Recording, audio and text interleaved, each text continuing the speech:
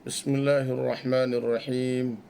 Assalamualaikum warahmatullahi wabarakatuh.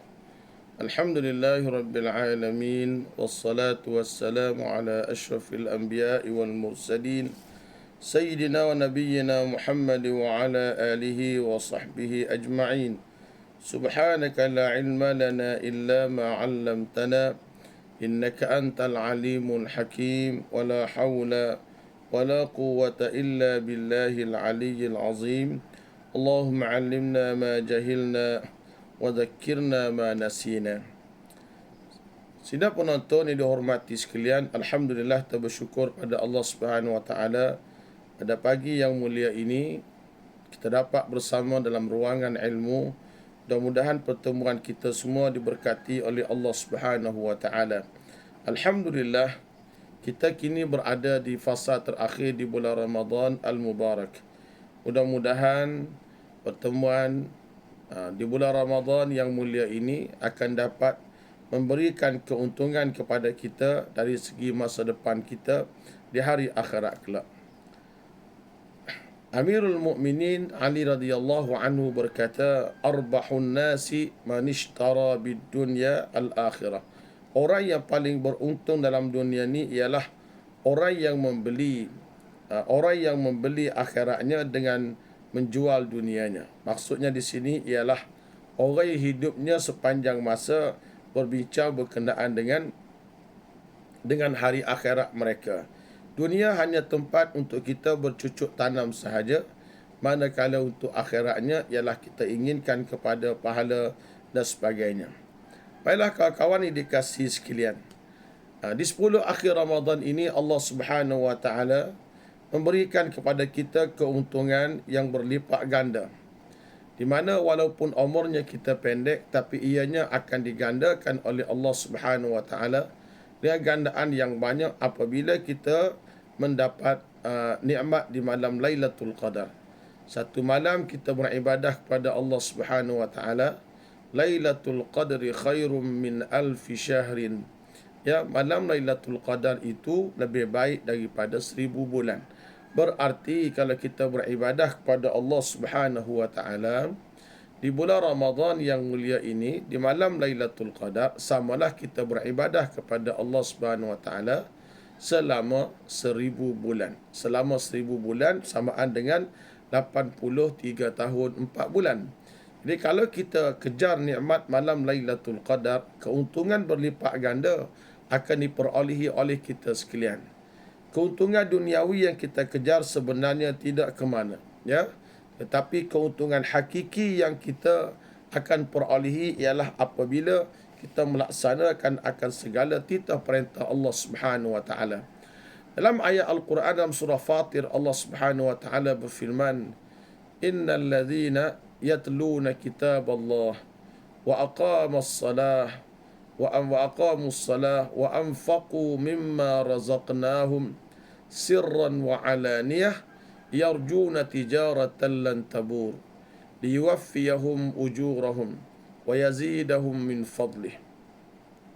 Allah Subhanahu wa taala sebutkan pada ayat ini ada 3 kelompok manusia yang mendapat keuntungan, ya, yarjuna tijaratan lan tabura. Mereka mengharapkan kepada satu perniagaan yang tidak akan rugi buat selama-lamanya. Jadi kita ni tuan-tuan, setiap perniagaan yang kita ceburi kita tak rugi. Pelaburan kita untuk akhirat kita tak rugi. Pelaburan kita untuk dunia kita juga kita tak rugi. Kita nak hidup sentiasa menggapai keuntungan, cari keuntungan sepanjang masa. Maka di sini Allah Subhanahu wa taala sebutkan bahawa ada 3 kumpulan manusia yang mewarisi keuntungan dalam perniagaan mereka. Orang yang pertama ialah Allah kata, "Innal ladzina yatluna kitaballah." Orang yang sentiasa membaca akan kitab Allah, yakni sentiasa membaca kitab Al-Quran. Kalau kita rajin, kita bacalah kitab Al-Quran. Allah Subhanahu wa taala sebut yatluna.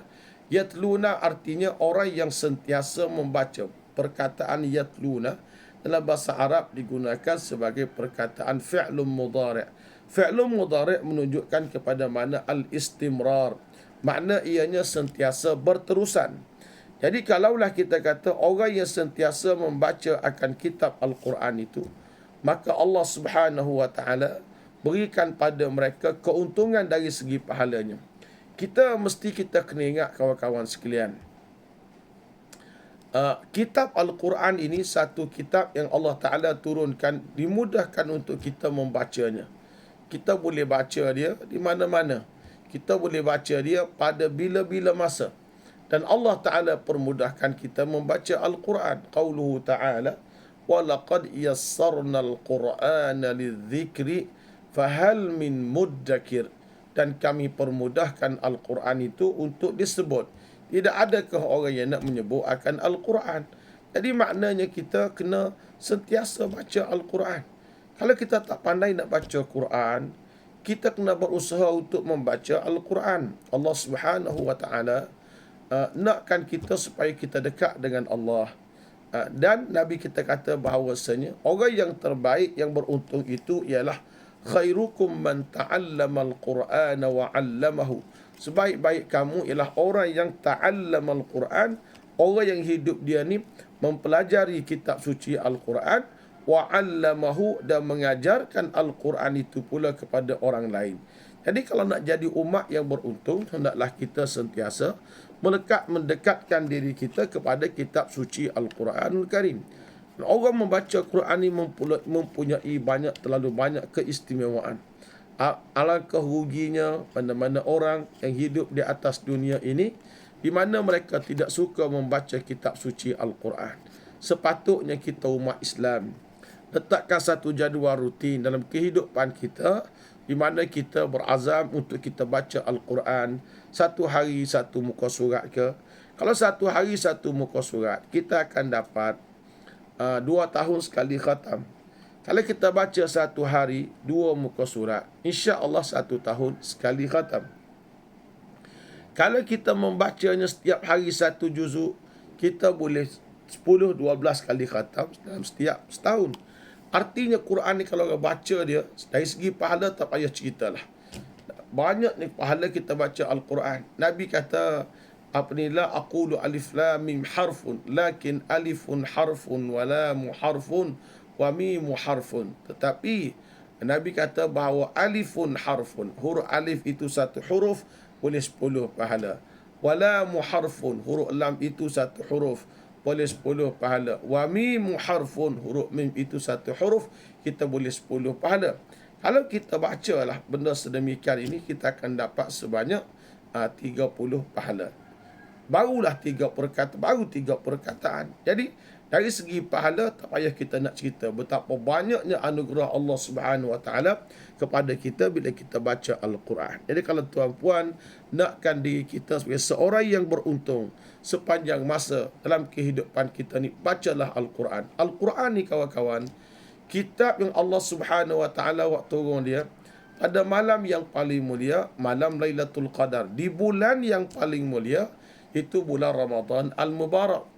Kepada Nabi yang manusia paling mulia di dunia, Nabi kita Muhammad sallallahu alaihi wasallam, melalui malaikat yang paling mulia, malaikat Jibril alaihi salatu wassalam, melalui Allah yang maha mulia, iaitu Allah Subhanahu wa taala. Itulah kita bila kita baca Al-Quran, tarafuhu bi aidikum wa tarafuhu bi yadillah. Satu sudut Al-Quran itu berada di tangan kamu, dan satu sudut yang lain Al-Quran itu berada di Allah Subhanahu wa taala. Oleh yang demikian, saya menyeru pada sahabat-sahabat sekalian untuk perolehi keuntungan yang pertama ini, kita hendaklah membaca Al-Quran. Jangan sekali-kali kita buat tak ada masa dengan Al-Quran. Tak boleh. Jadikan kita ni orang yang sentiasa ada masa dengan Al-Quran. Bagilah peruntukan masa secukupnya secara istiqamah. Islam mengajar kita supaya kita beristiqamah. Istiqamah kita ni dalam kita mempelajari dan membaca kitab suci Al-Quranul Karim. Kena istiqamah semua. Ambil masa pagi ke, petang ke, siang ke, malam ke, kita kena baca kitab Al-Quranul Karim pada setiap masa. Kalau kita tak baca, kita rugi. Katakanlah malam-malam kita nak tidur di setiap malam, kita baca Al-Quran surah Al-Mulku, di mana kalau kita meninggal dunia, surah Al-Mulku ini akan menjadi peguam bela. Peguam bela, ia dinamakan surah Al-Munjiyah. yang akan menyelamatkan kita, menguntungkan kita dalam kubur. Kita ada peguam bela yang percuma dilantik oleh Allah Subhanahu Wa Taala, iaitu orang yang mengamalkan surah Al-Mulku pada setiap malam.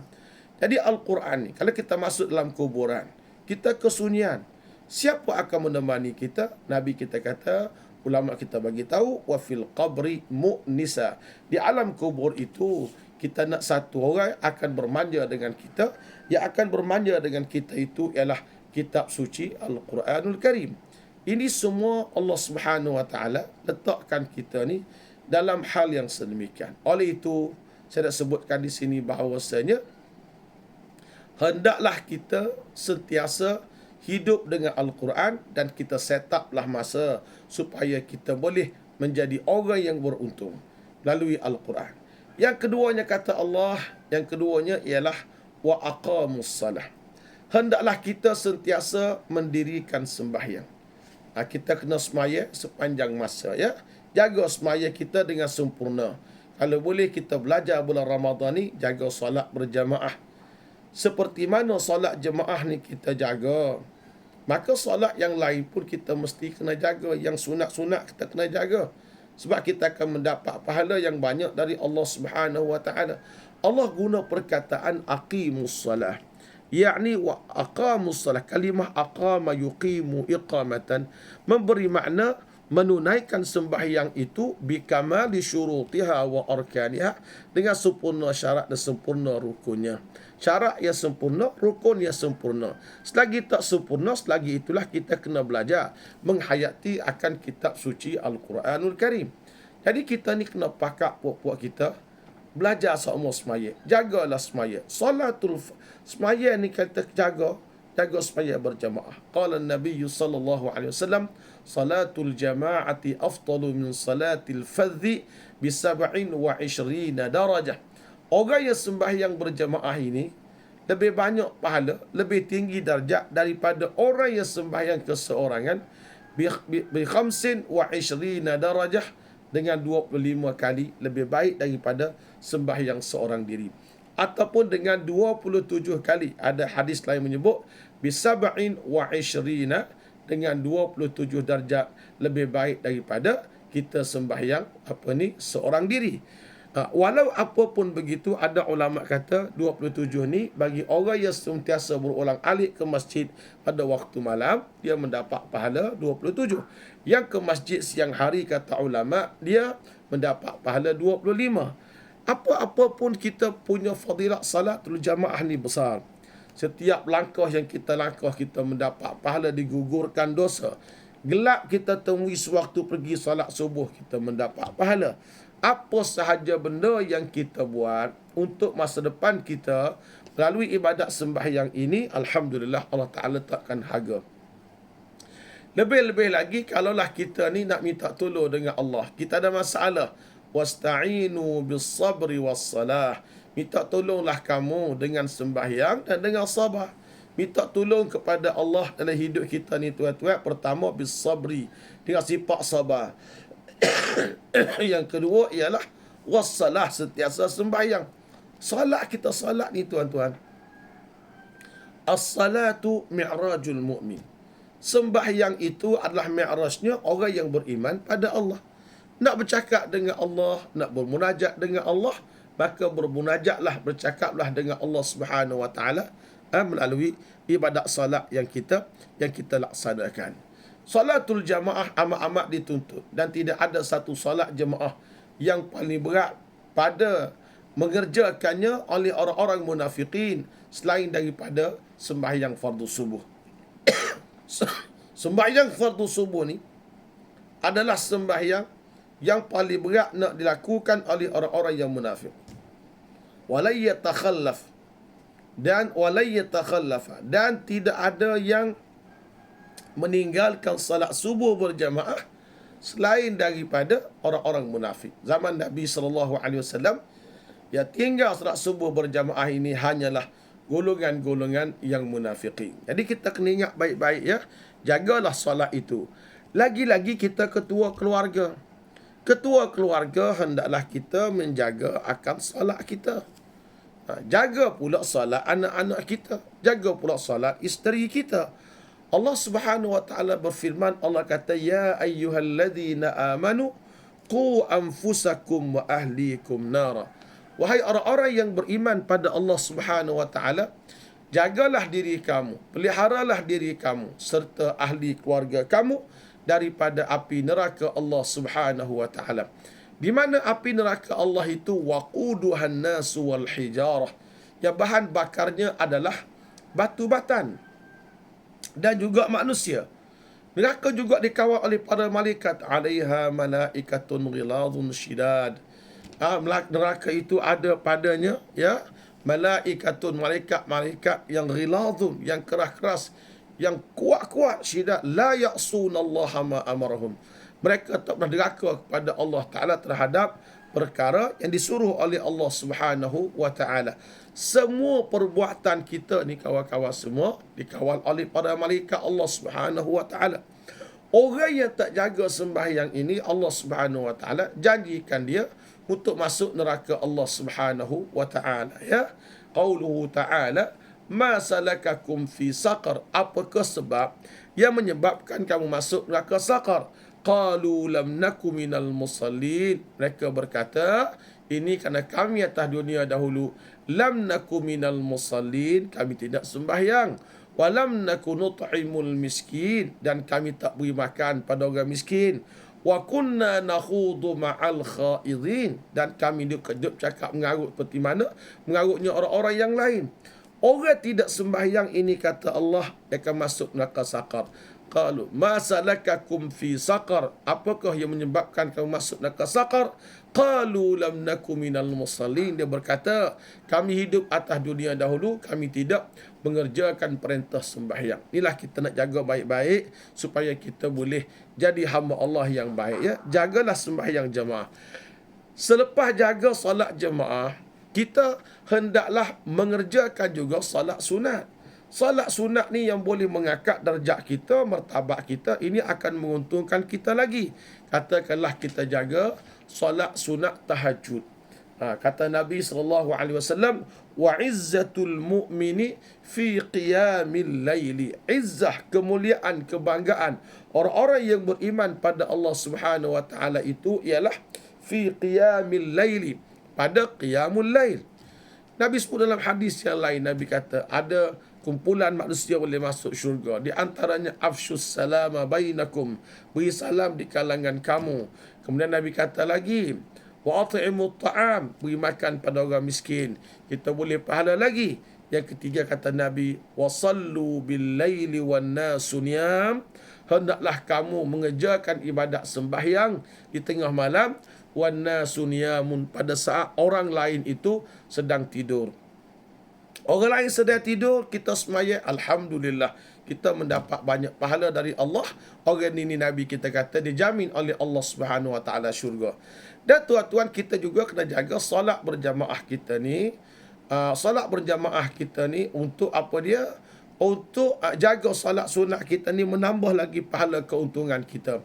Di sana ada hadis Nabi SAW yang menyebut pada kita semua bahawa siapa yang menjaga 12 rakaat salat sunat setiap hari, Allah Subhanahu wa taala berikan kepada dia sebuah istana di syurga.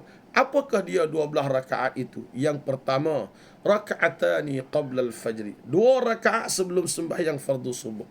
Ingat baik kawan-kawan, selepas azan subuh, sebelum salat fardu subuh, ingat baik-baik, itu waktu yang paling mahal sekali, ya. Supaya sunat paling mahal di situ. Qala Nabi sallallahu alaihi wasallam, raka'atani qabla al-fajr khairum min ad-dunya wa ma fiha. 2 rakaat yang kita rokok sebelum sembahyang fardu subuh itu khairum min ad-dunya wa ma fiha. Ianya lebih baik daripada dunia dan segala isi kandungan dunia. Kemudian jaga lagi solat sunatnya yang muakkad. Maksud apa yang muakkad? Yang Nabi tak pernah tinggal 2 rakaat sebelum subuh. Yang kedua, Nabi kata 2 rakaat sebelum zuhur. 2 rakaat sebelum zuhur. Lepas azan zuhur, sebelum sembahyang fardu zuhur, jagalah sembahyang sunat 2 rakaat sebelum zuhur. 4 rakaat sesudah zuhur. 4 rakaat sesudah sesudah zuhur kita baca 4 rakaat. Sesudah zuhur kita kena semaya semaya sunat. Kemudian 2 rakaat selepas maghrib. Raka'atani ba'dal maghribi. Sembahyang 2 rakaat selepas kita sembahyang fardu maghrib. Ini juga semaya sunat yang mahal. Dan akhir sekali raka'atani ba'dal isya', kita sembahyang 2 rakaat lepas daripada kita sembahyang fardu isya'. Kalau kita boleh mengamalkan istiqamah akan salat ini kawan-kawan, maka Nabi kata Allah Subhanahu Wa Taala janjikan untuk dia sebuah mahligai di syurga Allah. Satu hari satu mahligai, 360 hari 360 mahligai. Kaya kita dalam syurga Allah Ta'ala kalau kita rajin menjaga solat sunat ini, ya. Ingat baik-baik, solat sunat ini perkara yang dituntut oleh agama kita, walaupun tuntutannya tidak sehebat benda-benda yang fardu, tetapi harus kita ingat bahawa tuntutan itu Allah Subhanahu Wa Ta'ala nak daripada kita supaya kita semua ni pakak-pakak belaka mendapat kesenangan di hari akhirat kelak. Yang ketiga golongan yang menguntungkan ialah orang yang meraih laba juga, ialah golongan yang wa anfaqu mimma razaqnahum.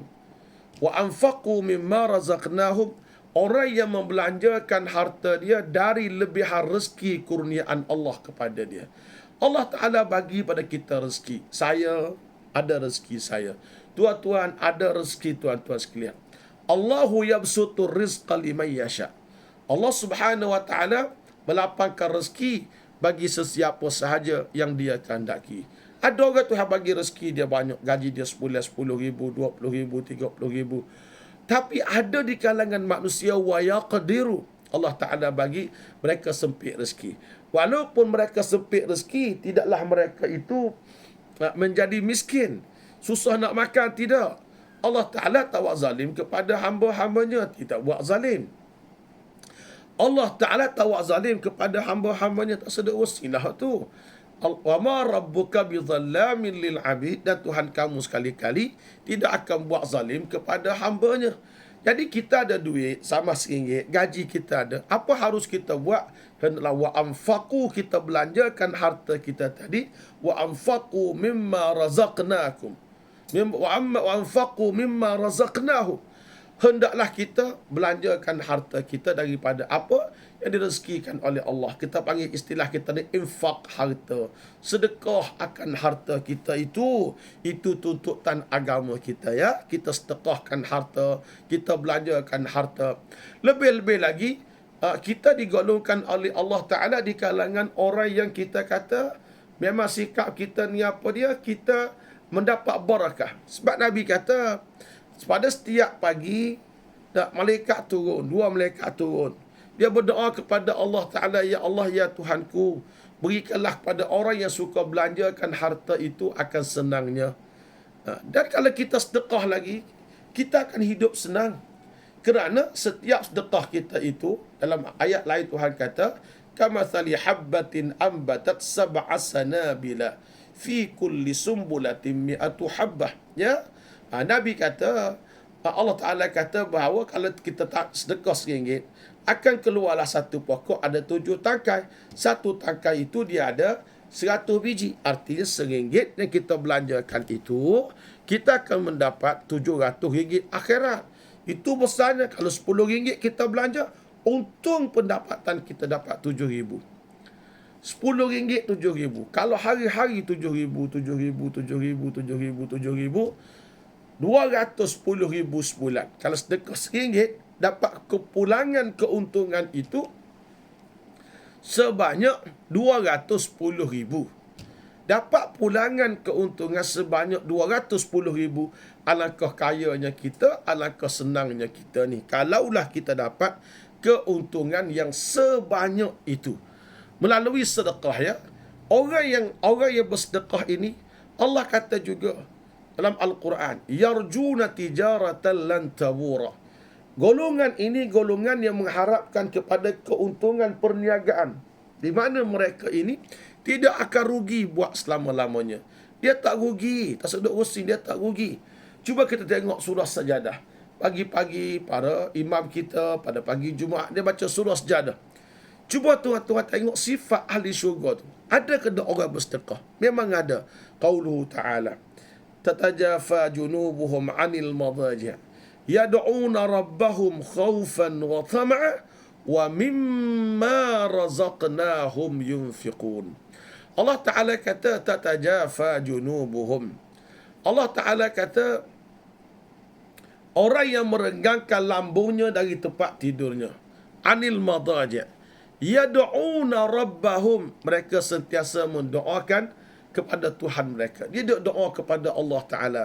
Cara dia doa khaufan wa tama'an. Dia takut, dia bimbang Allah tak terima. Tapi dia nak sangat kepada balasan dari Allah Subhanahu wa Ta'ala. Wa mimma razaqnahum yunfiqun. Dan daripada apa yang Allah Ta'ala rezekikan pada mereka itu, yunfiqun, mereka belanjakan. Kalau kita nak untung lagi, kita belanja. Ini sifat ahli syurga. Kalau kita nak untung lagi, kita berbelanja, kita kena berbelanja benda yang kita sayang. Benda kita sayang, kita berbelanja. Para sahabat Nabi radhiyallahu anhum, apabila turunnya ayat lan tanalul birra hatta tunfiqu mimma tuhibbun, tidak akan sampai kebajikan yang kamu sedekahkan itu sehinggalah kamu sedekahkan perkara yang kamu paling kasih dan kamu paling sayang. Ayat ini Allah Ta'ala turunkan. Dan berlaku satu peristiwa di mana ada seorang bernama Ummu Sulaim. Dia berkahwin dengan seorang duda yang bernama Abu Talhah radhiyallahu anhu. Abu Talhah radhiyallahu ta'ala anhu ni, dia kaya. Dia ada satu, di depan masjid Nabi itu, ada satu kebun kurma milik dia yang bernama Bi'ruha, Telaga Ha, ataupun Telaga Bayruha, ataupun Birha, ada namanya begitu. Bila turunnya ayat ini, ayat yang menyatakan bahawa bersedekah ni begini, apa yang dibuat oleh dia? Abu Talhah radhiyallahu ta'ala anhu telah menyedekahkan, ya Rasulullah, da'ha haitsu arak. Ya Rasulullah, letakkanlah kebun ini mengikut keadaan yang selayaknya. Selayaknya macam mana ya Rasulullah? Letaklah dia tu. Nabi kita terima pemberian daripada Abu Talhah untuk agama Allah Subhanahu wa Ta'ala, bukan bagi pada peribadi Nabi. Bagi kepada Nabi untuk Nabi letakkan di mana. Nabi terima sedekah daripada Abu Talhah radhiyallahu anhu. Dan akhir Nabi kata, ya Abu Talhah, aku tengok ada di kalangan keluarga kamu, kerabat-kerabat kamu ni, orang-orang yang susah dan miskin. Maka agihkanlah kebun yang kamu sayang ini kepada fuqara dan masakin daripada kalangan ahli keluarga kamu. Lalu Abu Talhah menunaikan kewajipan ini, tanggungjawab ini dengan penuh ketenangan, dengan penuh kerelaan. Dia pecahkan lot, dia bagi kepada kawan-kawan dia, anak beranak dia yang susah dan juga yang miskin. Lalulah tuan-tuan semua dikenalilah dalam sejarah ni Abu Talhah seorang yang dermawan. Bila sebut cerita ayat lan tanalul birra hatta tunfiqu mimma tuhibbun, kita tak boleh pisah daripada orang yang seperti Abu Talhah radhiyallahu anhu. Sebab dia seorang sahabat yang pemurah. Seorang sahabat yang pemurah, yang dia ni pemurah lagi, baik lagi, perangai comel lagi, tidak kedekut lagi, sahabat yang bernama lagi tuan-tuan. Dia mendapat nikmat syurga daripada Allah Subhanahu wa Ta'ala kepada kita, kepada kehidupan dia. Sebab itulah kita kena ingat, kita kena rajin bersedekah. Nabi kata, anfiq unfiq alaik. Kita belanja saja harta kita. Anfiq, kita belanja. Nescaya kita belanja itu, nescaya kita akan diganti oleh Allah Subhanahu wa Ta'ala akan harta kita tadi. Bila kita berbelanja, kita akan mendapat rezeki yang murah daripada Allah Subhanahu wa Ta'ala. Amalan keempat kawan-kawan yang menguntungkan kita, meraih laba kita ni di hujung-hujung Ramadan ini, hendaklah kita ni sentiasa berzikir kepada Allah Subhanahu wa Ta'ala. Dalam Al-Quran, Allah Subhanahu wa Ta'ala berfirman, Allah Ta'ala kata apa dia dalam Al-Quran? وَالذَّاكِرِي يَا أَيُّهَا الَّذِينَ آمَنُوا اذْكُرُوا اللَّهَ ذِكْرًا كَثِيرًا. Allah kata, wahai orang-orang yang beriman pada Allah, uzkurullah, sebutlah kamu akan nama Allah itu zikran kathira, dengan sebutan yang banyak. Allah suruh kita sebut nama dia dengan sebanyak-banyaknya. Bila sebut nama Allah dengan sebanyak-banyaknya, zikran kabira, zikir yang banyak ini pastilah kita mendapat keuntungan di sebalik sebutan itu. Sebab setiap huruf yang kita sebut, setiap lafaz zikir yang kita sebut, setiap perkataan yang kita sebut, semuanya akan mendapat ganjaran daripada Allah Subhanahu wa ta'ala. Jadi kita kena ingat baik-baik ya.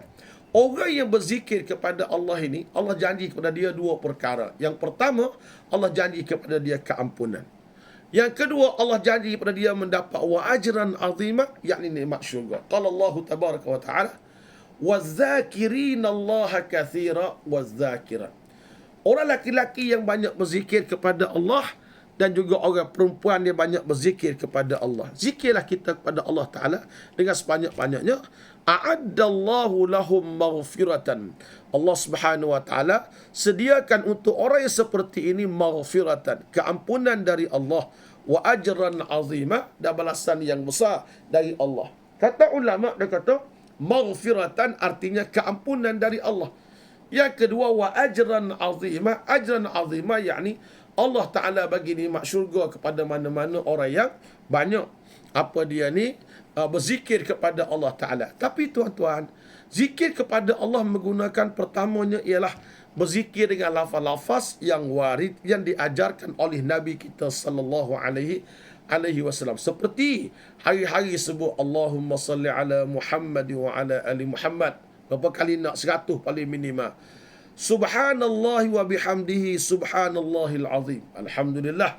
Kita sebut hal yang sedemikian. La ilaha illallah. Kalimah tayyibah. Yang keempat, kita ucap la hawla wa la quwwata illa billahil aliyil azim. 100 kali. Tambah lagi zikir kita. Subhanallah 100 kali. Alhamdulillah 100 kali. Allahu Akbar 100 kali. Istighfar astaghfirullahal azim, sebutnya sebanyak 100 kali. Zikir kita kepada Allah Ta'ala 100 sepanjang masa kita menyebutnya sebanyak 100 kali. Alhamdulillah.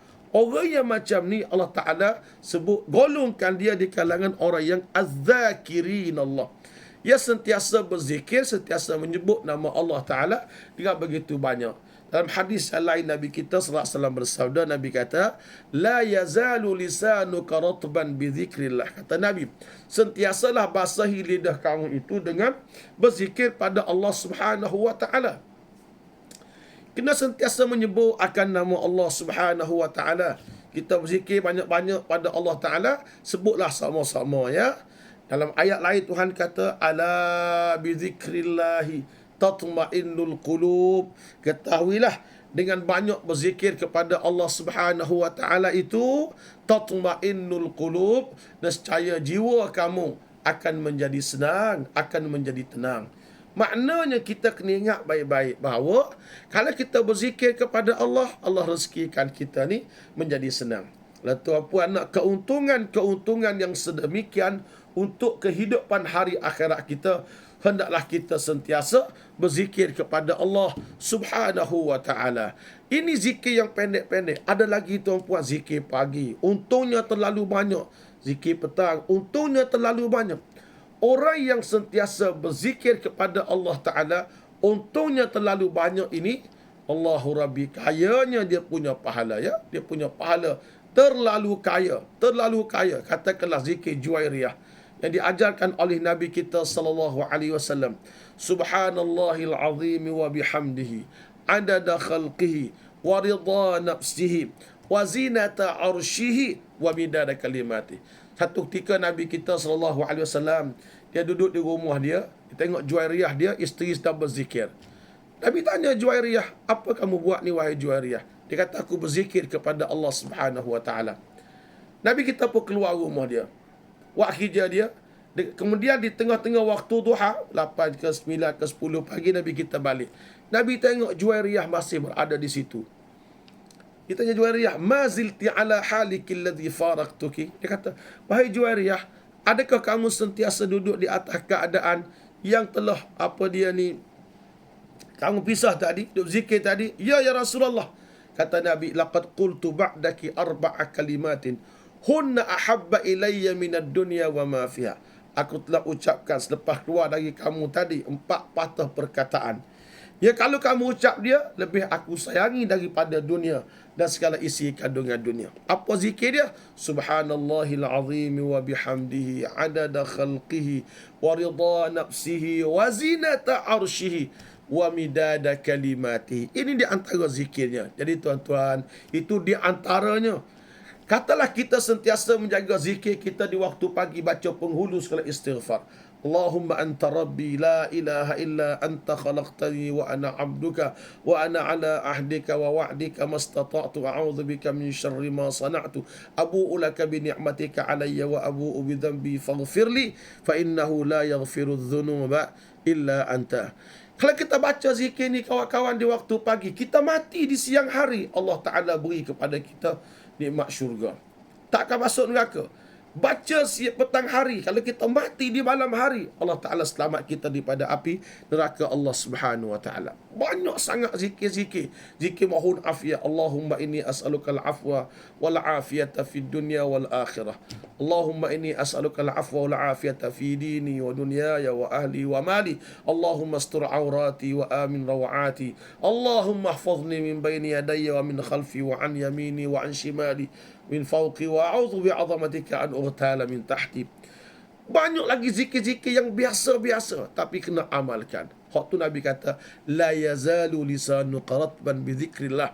Sentiasalah lidah kamu itu kena menyebut akan nama-nama Allah Subhanahu wa taala. Jadi pada tengah hari ini, sesi perkongsian kita di medium Umi Ubudiyah Mas'uliyah Itqan, pejabat sesuai kerajaan negeri Kelantan. Marilah kita meletakkan diri kita di kalangan hamba Allah yang meraih laba keuntungan. Pertama, rebutlah peluang Lailatul Qadar yang nilainya terlalu mahal. Yang kedua, hendaklah kita sentiasa membaca Al-Quran. Yang ketiga, hendaklah kita sentiasa menjaga ibadat salat, ditambah lagi solat-solat sunat, kapit waktu, kata orang tua, ya.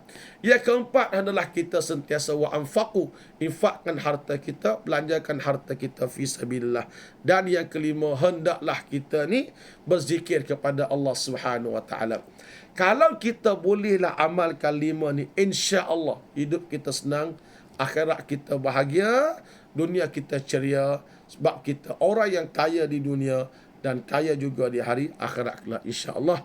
Sekadar itulah perkongsian kita pada pagi di ruangan Umi. Mudah-mudahan kita ketemu lagi insya-Allah selepas hari raya Aidilfitri nanti. Dan saya doakan semoga saudara rebutlah peluang Lailatul Qadar yang ada ini. Ingatlah tahun depan belum tentu kita dapat mengecapi nikmat Lailatul Qadar. Wa sallallahu ala nabiyyina Muhammad wa ala alihi wa sahbihi ajma'in walhamdulillahi rabbil alamin. Wassalamu alaikum warahmatullahi wabarakatuh.